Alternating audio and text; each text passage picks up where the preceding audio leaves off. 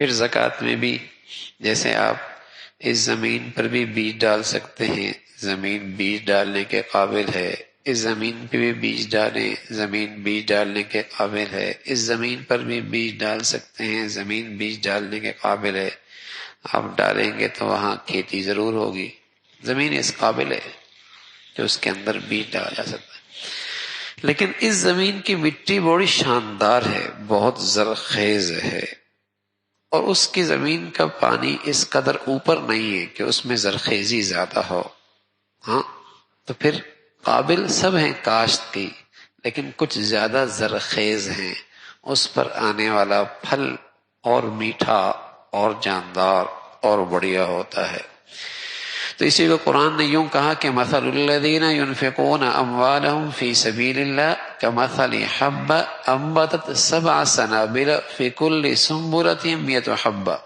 جب تم اللہ کے راستے میں خرچ کرتے ہو نا تو اس کی مثال ایسی ہے جیسے تم نے ایک دانہ کاشت کیا، انبتت سبع، اس میں سے 7 بالیاں نکلی، فی کل سنبلۃ مئۃ حبۃ، اور ہر بالی میں 100 دانے نکلے۔ ایک دانے سے آپ کو 700 گنا، یعنی ایک دانے سے آپ کو 7 دانے ملے۔ اسی طرح ایک جگہ خرچ کرنے کی ایسی ہے کہ ایک سے 700 گنا ملتا ہے۔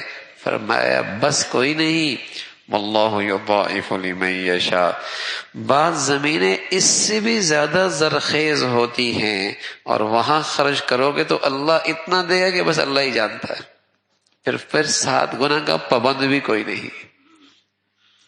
یہ وہ کون سی جگہ ہیں جہاں دین کی اشاعت ہوتی ہے، دین کی حفاظت ہوتی ہے، صدقہ جاریہ بنتا ہے۔ جتنا مصرف بڑھیا ہوگا، جتنا مصرف بڑھیا ہوگا، اور جب تک اس مصرف کی برکت سے دین کی حفاظت، دین کی اشاعت ہوگی، ہاں اسی قدر اس کا اجر و ثواب بھی بڑھتا چلا جائے گا۔ دونوں آدمی مستحق ہیں، ایک نمازی ایک بے نمازی ہے، لیکن دونوں کی زمین ایسی ہے کہ خرچ کریں گے تو خرچ زکوٰۃ کا فریضہ ادا ہو جائے گا، لیکن ظاہر ہے بے نمازی اور نمازی کی دونوں کی زمین تو ایک جیسی نہیں ہے نا۔ فرما بردار اور نافرمان دونوں زکوٰۃ کے مصرف ہیں، لیکن دونوں کے خرچ میں تو فرق ہوگا کہ کون سی زمین کتنی زرخیز ہے۔